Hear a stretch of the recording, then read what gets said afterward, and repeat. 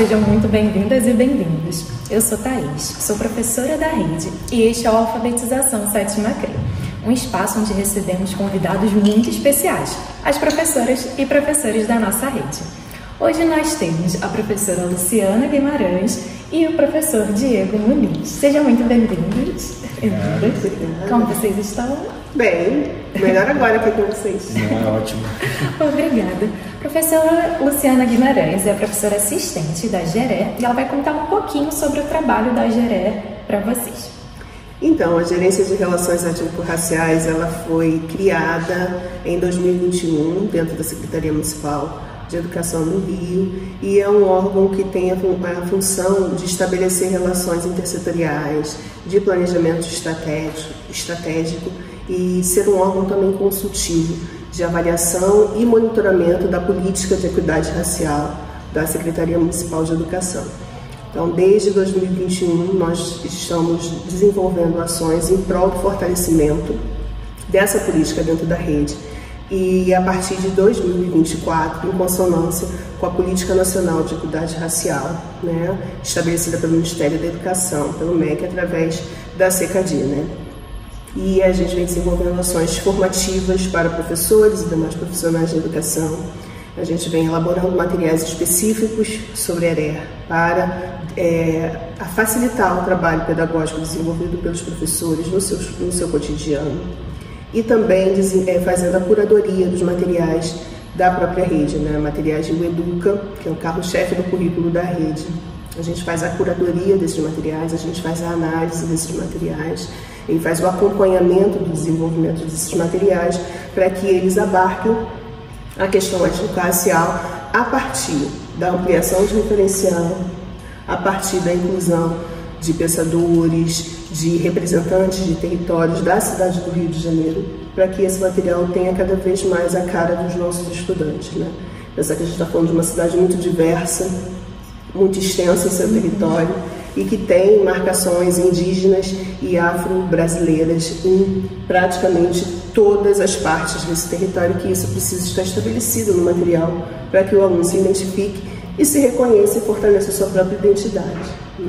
Então é um trabalho que a gente faz também alinhado às legislações vigentes, Então a gente tem a LDB lá no artigo 26A, que traz a obrigatoriedade do ensino da história e cultura africana e afro-brasileira no currículo da educação básica e através das leis 10.639, que inaugurou esse artigo, e depois a 11.745, que traz as questões indígenas também para esse debate, e também ao Plano Nacional de Implementação dessas políticas e outras legislações que estão vigentes no momento e que respaldam e fortalecem esse trabalho dentro da educação. Então, para o nosso fortalecimento, nós temos uma equipe de técnicos, especialistas em educação das relações étnico-raciais e também fazemos parcerias com instituições outras, de fora do espaço da Prefeitura da cidade do Rio de Janeiro, instituições privadas, organizações sociais, museus, universidades. A gente tem parceria também com as universidades, justamente para fortalecer esse exercício da formação dos professores e também da elaboração dos materiais pedagógicos. E também para ofertar para os nossos estudantes algumas atividades que retratem essa cidade a partir do reconhecimento étnico-racial e desse pertencimento que vai demarcando a construção da cidade. Então, basicamente, é esse trabalho que a gente vem desenvolvendo lá. Pouca coisa, Não é pouca coisa, é muita coisa. Mas a gente vem fazendo com muito afinco, vem buscando ampliar cada vez mais essa produção para que realmente a nossa rede tenha um fortalecimento dessa pauta e que seja realmente sinônimo de implementação do debate étnico-racial no cotidiano das escolas, que é isso que a gente deseja, que é para isso que a gente trabalha. Eu estava conversando com a professora Luciana aqui nos bastidores e a gente comentou sobre como o engajamento em relação à pauta, esse abraçar mesmo, a perspectiva da educação antirracista foi algo que vem tomando assim um tamanho muito maior nos últimos anos, né? E até você falou um pouquinho, gostaria que você contasse sobre essa diferença, né, de quando ela trabalhou aqui na Sétima CRE também, sim, né, essa diferença que você vê da Sétima CRE anos atrás para agora, assim, do engajamento dos professores. Pensar que a gente está falando de uma política que foi inaugurada na LDB em 2003, né, e a gente está em 2025, então nós temos aí 22 anos de legislação. E aí, nesses 22 anos, existia um grupo de pessoas, essa modificação.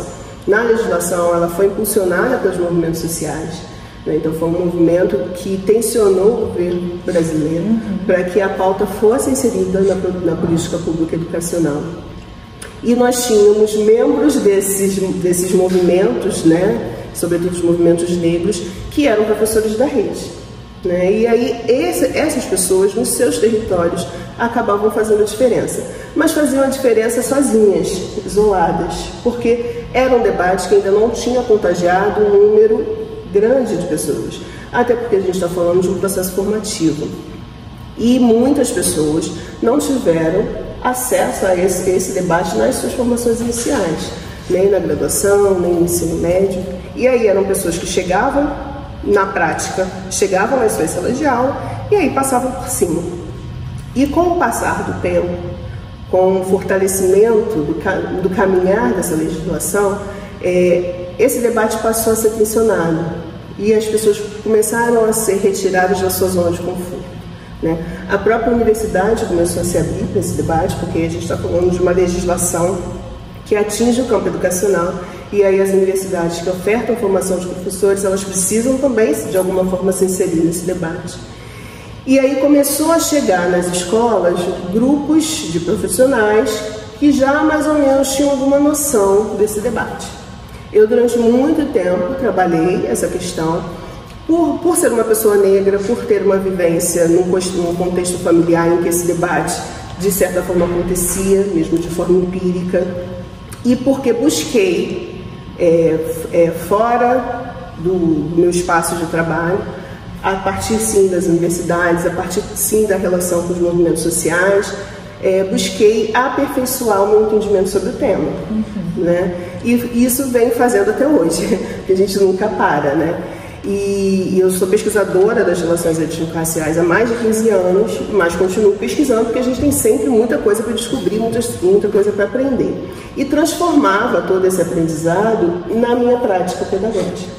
E aí, durante muito tempo, eu fiz esse trabalho isolado dentro da minha sala de aula, até um momento que eu consegui contagiar os colegas que estavam na escola, e aí eles também começaram a trabalhar, até que se constituiu um trabalho de escola. Mas isso também era um diferencial. Aquela escola era uma exceção dentro de um universo maior de unidades escolares, até da Sétima CRE, se a gente for colocar, do município do Rio de Janeiro. Com a chegada da GERE na rede, eu acho que o debate passa a ser institucionalizado, porque aí a Secretaria de Educação que está pautando esse debate. Então é aquela coisa do aquele que tinha medo de desenvolver, porque é um tema que tem algumas questões que são difíceis para algumas pessoas entenderem e aceitar, justamente porque eu estou falando de racismo, estou falando de preconceito, estou falando de discriminação, né? E isso está no imaginário social.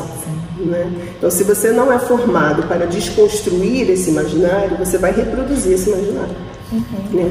E aí, muitas vezes, alguns professores tinham dificuldades de desenvolver didaticamente o tema com seus alunos nas suas turmas, porque não tinham apoio.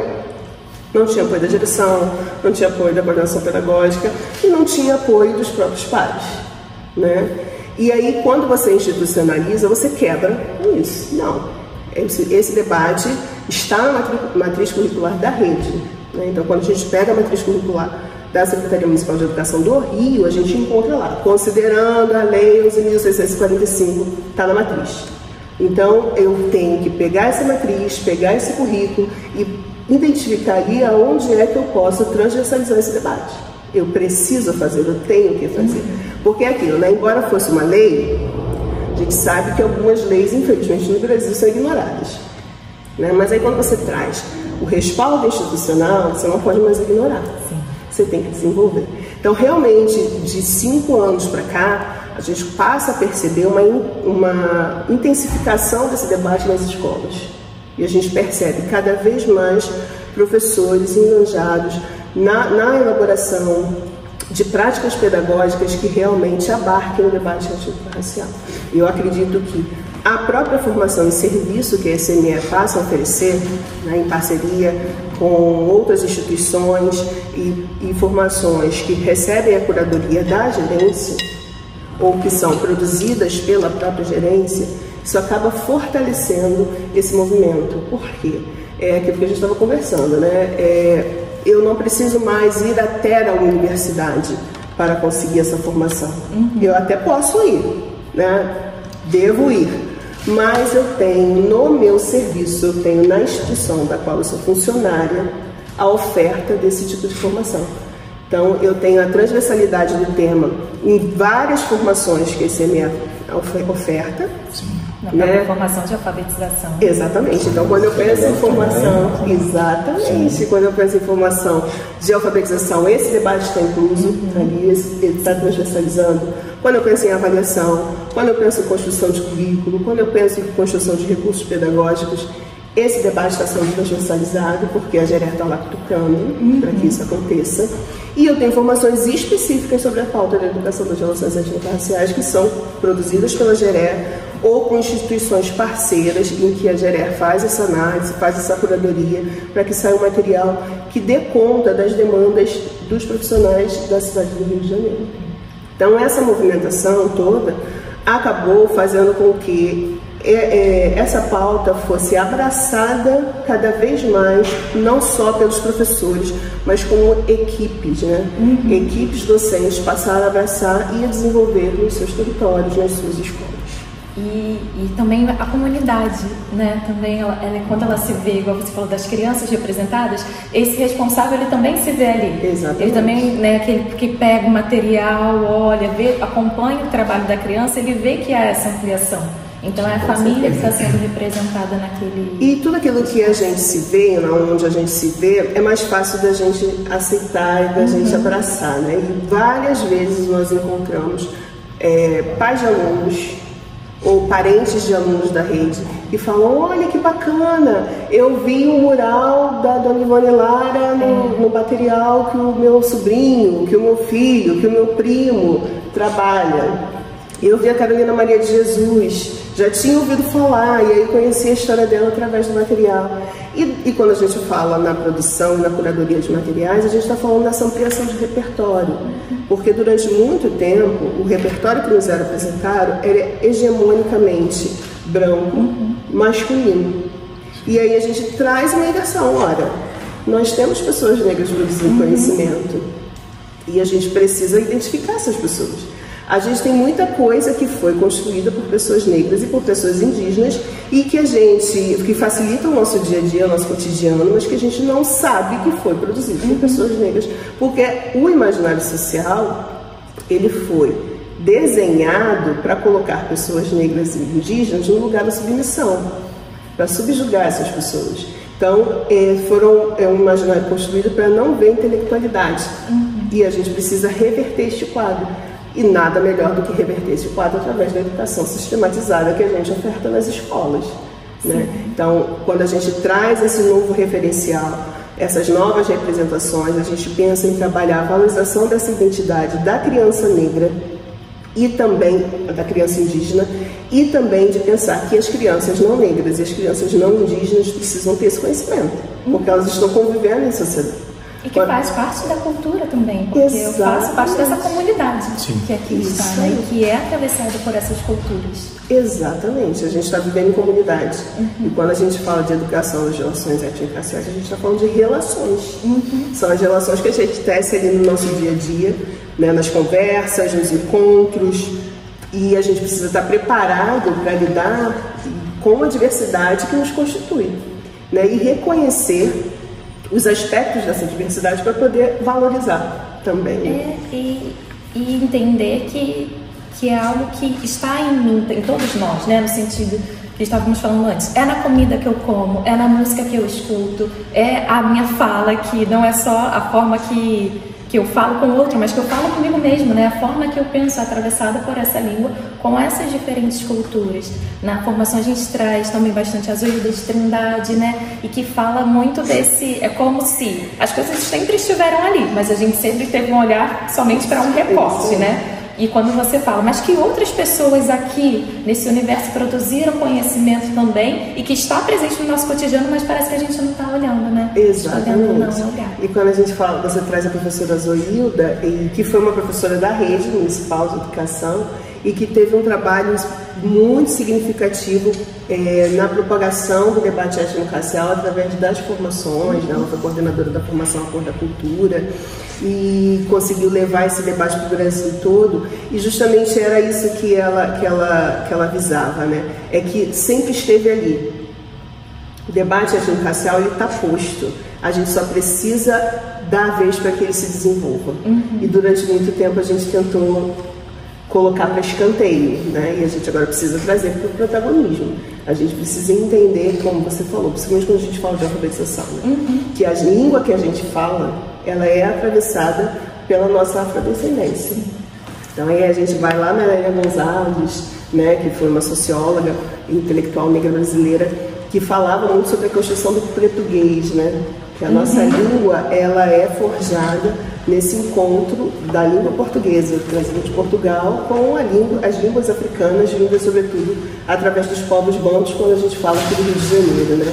E aí as marcas linguísticas que a gente tem são frutos desse encontro, e a gente não pode desconsiderar isso. Então, quando o meu menino fala Flamengo, por que ele fala dessa forma, né? Então, pensar a alfabetização é pensar também nessas marcas linguísticas que são atravessadas pela nossa ancestralidade, né? E também quando a gente pensa nas populações indígenas, a gente tem um território do Rio de Janeiro, a gente acabou de lançar o guia da Lei 11.645, que é justamente para trazer um apanhado de como esse Rio de Janeiro era antes da chegada do povo europeu. Né? Então, esse Rio de Janeiro era um território indígena. Era um território repleto de marcas indígenas que até hoje a gente vai encontrar, e a gente precisa enxergar essas marcas para poder entender como foi a construção identitária dessa cidade, né? E é importante a gente trabalhar a partir dos territórios justamente por isso, porque a partir do meu território eu vou encontrando essas marcas e vou fortalecendo as identidades através das representações que surgem dali. Ouvindo você falar, eu fico pensando de como a educação ela é para o presente, né? Ela não é só para um futuro, para um vir a ser. Esse a gente modifica o nosso próprio presente.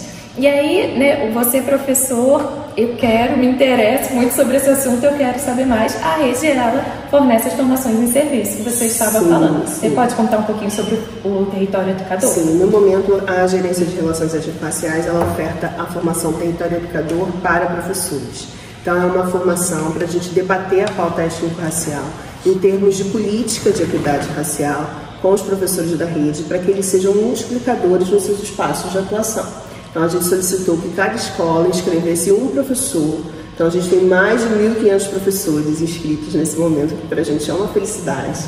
E a gente pensar que esses professores serão potenciais multiplicadores, então a gente está conseguindo chegar num número muito grande de profissionais que vão ter esmiuçado como esse debate precisa ser posto dentro da sala de aula, dentro do seu espaço de trabalho, como isso precisa ser didatizado no cotidiano, né? Então a Território Educador ela funciona por CREs, por coordenadorias, né? Então cada coordenadoria tem uma turma. Ela é semipresencial, formação, né, híbrida. Nós temos as atividades na plataforma, com os conteúdos na plataforma, Paulo Freire, né, que é a nossa grande parceira, a Escola de Formação de Professores. E também temos os encontros presenciais nos territórios, onde a gente aprofunda esse debate, né? Essa formação ela foi construída pela gerência em parceria com o Instituto, com o projeto CETA, né, que é um projeto que é referência no debate da educação antirracista, né? Então tem um módulo que é feito pelo projeto CETA, que tem uma parceria com a Ação Educativa, que já é também uma organização social que está há muitos anos aí desenvolvendo propostas de formação de professores, propostas de materiais, então eles estão também dentro dessa formação. E a rede de professores antirracistas do Rio de Janeiro, né, que hoje abarca aí professores de várias cidades e estados do Brasil também, que também tem esse debate, traz esse debate a partir de uma organização de coletivo de professores, né? Então esses módulos são feitos por essas organizações parceiras, e aí a gente conseguiu montar um conteúdo muito rico que vai incidir na elaboração, por exemplo, do plano de ação e do plano de dimensões que a escola produz lá para o seu cotidiano. Então a gente tem hoje no plano de dimensões e no plano de ação a dimensão étnico-racial, e aí muita gente não conseguia compreender como desenvolver essa dimensão, né? E aí a partir do território educador a gente aponta caminhos e pensar que esse professor vai chegar na sua escola e vai desenvolver isso com o seu grupo e vai produzir planos de ação e planos de dimensões cada vez mais ricos, né? E cada vez mais entranhados nesse debate da pauta étnico-racial. É importante o território educador também para entender que a gente está falando de uma política de secretaria de educação. A gente não está falando de uma pauta apenas pedagógica, é uma pauta político-pedagógica. A gente precisa afinar esses dados, por isso a avaliação e o monitoramento, né? A gente precisa desenhar todas as ações da Secretaria de Educação recortadas pelo debate étnico-racial, né? Então é uma política ampla que visa diminuir a desigualdade educacional a partir do recorte étnico-racial. Ouvi dizer que você tem uma frase que é nessas questões, é o santo de casa que faz milagre, né? É isso aí, eu falo sempre isso mesmo. Quando eu chego nas escolas e aí as pessoas se descabelando, eu não sei o que fazer. Olha, eu vou te ajudar, mas quem vai fazer a diferença é você, porque é você que está aqui todos os dias, eu não estou todos os dias, eu vou embora daqui a pouco. Então, eu costumo dizer que em educação das relações étnico-raciais, realmente, quem vai fazer o milagre é o santo da casa, entendeu? Então, por isso a importância dessas equipes estarem cada vez mais formadas, mais envolvidas com esse debate, para que elas, porque são elas que conhecem o território, são elas que conhecem a comunidade que elas atendem, são elas que estão ali no dia a dia com essas comunidades e que vão entender quais são as demandas dessa própria comunidade, né? E a partir desse referencial teórico transformado em prática, vai conseguir auxiliar melhor o seu aluno, o seu responsável, os seus professores ali no cotidiano. E aí nós temos um exemplo de santo de casa, que é o professor Diego, que vai contar pra gente justamente esse caminho, né? A gente tem a formação, a gente tem os referenciais teóricos, e aí como é que acontece no chão da escola? O professor Diego vai contar pra gente. Conta um pouquinho primeiro do seu território, da sua escola. Claro, eu sou coordenador pedagógico da Escola Municipal Professora Marisa Vargas Menezes, uma escola bem pequena, que era uma casa de alfabetização. Se tornou uma escola municipal de primeiro ao terceiro ano. Nós ficamos no Rio das Pedras, da 7ª CRE, um território imenso, né, bem populoso, com muitos itinerantes. A gente tem rotatividade de alunos, a gente tem uma alta demanda de necessidade de vagas. Assim, a gente não consegue ainda, o Rio das Pedras assim, não consegue suprir essa demanda ainda, mas a gente está tentando, né? E nós temos alunos assim, excelentes e engajados. É uma escola que realmente a gente consegue provocar esse engajamento aos pouquinhos, e tem sido cada vez mais bacana trabalhar com eles. As propostas são muito bem aceitas, e isso é muito bom. Porque a gente se motiva mais também, né? Quando a gente se sente bem aceito, imagino que essa relação também vai para os responsáveis, né? Com toda certeza. Desse acolhimento. E aí você teve o projeto a partir do Daniel Munduruku, né? Sim. E como surgiu a ideia? Tudo começou na primeira reunião do Centro de Estudos, né? No começo do ano, ali, em fevereiro, primeira semaninha, a gente começou fazendo planejamento, e a partir do plano de ação a gente foi entender o que a gente faria para o ano todo. Anualmente nós temos uma feira literária, que geralmente acontece em outubro, e a gente escolhe um autor para nortear essa feira literária. Uma professora fez um comentário sobre uma possível feira de ciências, e todos nós, em conversa, em planejamento, decidimos abraçar a ideia de fazermos 2 feiras no ano. Uma no primeiro semestre e uma no segundo semestre. E daí surgiram possibilidades de autores que poderiam nortear ambas as feiras. Então, o Daniel Munduruku surgiu quando a gente começou a olhar o material do Educa, o Guia Geré, e percebeu que ele já está inserido dentro do que a gente faz na rede. E que alguns alunos já, inclusive, conhecem, porque a gente já está trabalhando de alguma forma. Então, por que não trazer o Daniel Munduruku para nortear esse trabalho e aprofundar o que a gente já conhece sobre ele, trocar e trazer também, além de toda a experiência, né, a transversalidade que existe, trazer para todas as outras habilidades dentro da escola. Então, o primeiro semestre da escola foi todo norteado num trabalho voltado para a obra do Daniel Munduruku. E como foi o desenvolvimento desse projeto que todo mundo abraçou? Todo mundo abraçou. Você tive um foro pedagógico, né? Duas feiras. Gostei. A gente está agora trabalhando na segunda. Mas foi muito bacana porque a gente escolheu, né? A gente selecionou os livros que a gente ia usar. Então, cada professor escolheu um livro para si, para trabalhar com a sua turma, para montar um trabalho para a feira. Mas todos trabalharam um pouquinho de cada história, para que eles pudessem trocar sobre elas. Então, a gente pegou livros como Cabadelebu, O Segredo da Chuva, O Menino Pardal, e nós começamos a ler. Com isso, o primeiro ano decidiu trabalhar com As Serpentes que Roubaram a Noite, e o segundo ano decidiu trabalhar O Menino Pardal, junto com contos brasileiros, e o terceiro ano trouxe O Segredo da Chuva. E a partir disso eles começaram a trabalhar voltado para ciências, mas não deixando de interdisciplinarizar com todas as outras áreas. Então, o primeiro ano começou falando sobre as serpentes que roubaram a noite, trouxe a história das serpentes, trouxe todo o conto, e a partir disso começou a trabalhar com pequenas inserções e questionamentos do que é dia, o que é noite, e lembrando que eles são primeiro ano, têm 6, 7 anos, né? Então, formação dos dias e da noite, e tudo voltado para isso. Uma professora nossa visitou uma aldeia indígena no Espírito Santo e levou pequenos vídeos com perguntas dos alunos para os próprios indígenas que estavam lá, e foi muito bacana, porque depois ela exibiu essas respostas para eles, foi sensacional. E eles puderam produzir muita coisa voltada para os dias e para as noites, e sobre seres vivos também, seres vivos diurnos e noturnos. Então foi um momento muito enriquecedor. O segundo ano trabalhou o Menino Pardal, eles recontaram a história, que foi muito bacana, alguns lendo ali um pouquinho, o que é ótimo dizer, segundo ano lendo, né? Isso é muito bom.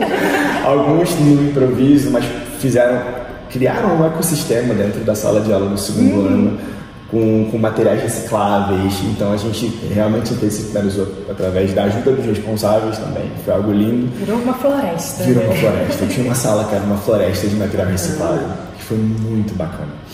E enquanto uma outra professora decidiu falar mais especificamente sobre os povos indígenas, e sobre costumes, e sobre a moradia. Então ela, num espaço embaixo de uma escada, na verdade não é uma escada, da rampa do CIEP vizinho, a gente conseguiu trazer folhas e montar assim, um espaço que fosse aconchegante, mas que lembrasse ocas, para que eles pudessem falar sobre isso, e trouxeram também um trabalho com argila que eles fizeram para poder falar sobre tudo isso. Foi muito bacana. E o terceiro ano trouxe O Segredo da Chuva, que é a história do menino que tenta salvar a sua aldeia, né? Um indígena tenta salvar a sua aldeia da seca para falar de água, e esse assunto foi imenso. A gente chegou no ciclo da água na cidade, o ciclo da água na natureza, estados físicos da água, e entrou. Eu lembro de ter um menino de terceiro ano me explicando como funciona o tratamento de água. Isso tudo saiu de Daniel Munduruku para falar do Segredo da Chuva, da necessidade da água, da necessidade de a gente preservar a água. Então a gente conseguiu trazer isso para um diálogo muito aberto e muito interessante, com o envolvimento inclusive dos professores de inglês, educação física, trabalhando brinquedos recicláveis com eles, a professora de sala de leitura, de roda de leitura, fazendo um momento de conto para os pais. E a gente tentou fazer uma proposta que funcionou muito bem, que era ela começando a contar a história e perguntando se alguém queria contar. E muitas vezes o próprio aluno de primeiro, segundo, mais assim, segundo ano levantando, posso contar? E pegando o livro e lendo a história para os pais. Para a gente dar essa oportunidade, a gente tentou fazer de uma forma em que eles se sentissem autônomos, e a partir dessa autonomia eles tivessem a vontade. Não, eu posso fazer, eu quero, e eu vou ganhar coragem para fazer. E isso foi muito bacana, respeitar esse processo por eles serem ainda menores, ainda estarem aprendendo. Eles gostam de fazer boneca com espigas e folhas de milho, fazer comida, mexer com os meninos.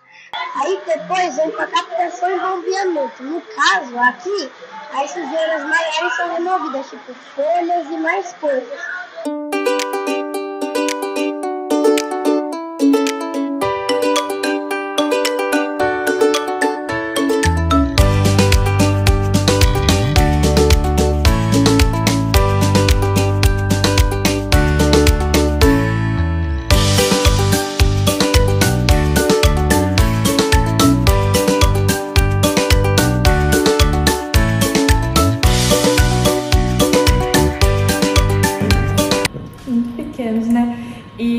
E ouvindo também, né, você falar, fiquei pensando no futuro ancestral, de como essa relação, né, com o rio que o Ailton traz, traz ali, e a gente vê os povos indígenas, né, diferentes povos indígenas, essa relação totalmente diferente com a natureza, né? Sim. E esse valor, então é muito legal pensar nesse tratamento da água a partir dessa relação com a natureza, que eu respeito, que eu faço parte, que é trazida, né, no Daniel Munduruku também. Sim, e ainda entrou, ainda dialogou com o projeto Esse Rio é Meu, da Prefeitura. Sim. Porque nós temos o Rio das Pedras, que é um rio altamente poluído, mas a nascente dele, né, não está poluída. A gente já levou os alunos até o mais próximo que a gente podia ir, que nos permitiram ir. E a gente tem a parte limpa do rio, e conforme você vai caminhando com os alunos, você começa a perceber o quanto ele vai sendo poluído à medida que a gente vai chegando na estrada, à medida que a gente vai chegando na parte mais urbana. Então isso também serve muito de diálogo para a gente falar sobre a natureza e a água. E esse processo, né, de urbanização, como se dá nessa relação. Sim. E eles tão pequenos, e às vezes a gente subestima o quanto a criança consegue entender, né? Sim, e eles conseguem bastante. Eles conseguem. E eu ia perguntar para você, que aprendizagens, né, a gente já está falando um pouquinho aqui, mas que aprendizagens você destaca das crianças nesse processo? Muitas, mas assim, são tantas. A gente pode falar de habilidade, sim, técnica, mas eu retrato muito, assim, eu penso muito no socioemocional. O socioemocional deles, quando a gente vê o rostinho deles conseguindo passar por um estágio a gente está começando, né, esse momento no qual eles estão trazendo à tona, trazendo para fora, se expressando oralmente a partir do que eles estão aprendendo. Então, e eles se identificam muito com os povos indígenas, e quando a gente traz, por exemplo, uma história e eles recontam essa história, a gente, por estarem ainda nesse processo de aprendizagem de leitura, eles recontam de uma outra forma e sempre vem uma inserção criativa deles. Isso é muito bacana, porque você consegue ver que eles estão se identificando com aquela história, se identificando com os povos originários, vendo que existe, que aquilo é parte da ancestralidade deles também, que é parte do território deles, que eles conseguem trazer isso para fora da sua maneira, que está vivo neles ainda, né? Ainda que eles não conheçam a fundo e que eles estejam sendo impactados agora com esse tipo de informação, de troca e de história. E atravessados por isso que você falou, né? As habilidades estão ali, mas estão em prol de algo maior. Exatamente. Né? Que eles vão escrever, eles vão ler, tem a compreensão do texto, mas tem todo esse desenvolvimento integral que a gente tem, né, na rede ali, como um ser humano. Exato. E você, assim, enquanto coordenador pedagógico, você aprendeu também nesse processo? A gente sempre aprende, né? Não tem como não aprender. Uma coisa assim específica foi a visão bem única que cada professor trouxe para o projeto. Né? Não adianta a gente querer dizer o que tem que ser feito, a gente não faz sentido. Então eu nem procuro trabalhar dessa forma. A gente discutiu muito, trouxe muitas ideias, e a partir do momento que cada professor escolheu o seu livro e a gente começou a discutir nos centros de estudos e trocar e trazer ideias, eu aprendi demais. Eles me ensinaram tudo, e principalmente o fato de que não é uma experiência somente de gestão, mas foi uma experiência específica de troca. A partir do momento que eu ouvia, eu sempre, uma coisa que eu acho muito bacana, eu tenho uma equipe que eu digo com toda tranquilidade que é extremamente competente, que é extremamente dedicada. Todas as vezes que a gente desenvolve um trabalho, eu aprendo algo novo com eles. E isso é algo que eu falo com todo carinho do mundo. É uma equipe que é comprometida, uma equipe que tem força de vontade, uma equipe que consegue, sabe, tirar coisa assim do peito com felicidade, com alegria, e a gente consegue atingir objetivos maiores do que a gente esperava. Então, assim, eu aprendo todos os dias com essa equipe. Eu não posso falar, assim, nada além disso. Eu realmente aprendo muito com eles. Você ficou emocionado? Eu fico muito emocionado. Mas é algo que traz sentido pra gente, né? A gente sempre fala da importância do sentido ali para as crianças no aprendizado, mas tem que ter sentido pra gente também, né? Pra todo mundo que está. Porque se trata de um espaço de relações e crescimento de todos. Sim. Naquele espaço. E uma coisa que me marcou também é que a gente tem aquele famoso texto do Jorge La Roça da aprendizagem pela experiência. Sim. E como essa aprendizagem fica marcada para eles pro resto da vida. Sim, certamente. E o apoio dos responsáveis. Né? Acho que a partir do engajamento da equipe, né, a equipe tem um contato maior. A gente tem um contato com o responsável, mas a equipe está ali todo dia e eles têm também esse diálogo. Então, quando a equipe começou a tocar as crianças e das crianças para os responsáveis que se engajaram mesmo no projeto, isso tomou uma proporção maior. Veja, a gente em 2 semanas conseguiu 63 árvores de material reciclado feito pelos pais com as crianças. E era uma sala inteira enfeitada. A gente teve que devolver porque não tinha como colocar a escola pequenininha e com muita dor no coração que a gente fez isso. Mas a gente via os pais muito engajados. A feira lotada. A gente estava com a feira lotada de pais, assim, todos eles muito felizes com o que estavam vendo. Então isso também foi muito importante, essa vontade dos pais estarem presentes. Teve uma ação muito pequenininha, mas que foi muito bacana. A gente deu de brinde sementezinha plantada e a gente pediu para algumas meninas explicarem o que tinha que fazer. Era uma recepção, a gente criou uma recepção, nós botamos uma mesinha e colocamos, e elas conseguiam explicar e dizer o que tinha que fazer e dar aquela chamada para os pais de: olha, você tem que cuidar, a gente vai cobrar, viu? Então, assim, esse senso da responsabilidade no que está fazendo também foi fenomenal. Parabéns ao seu trabalho, da sua equipe, que eu sei que é super engajada também. Também gostaria de parabenizar o trabalho que você tem realizado, né?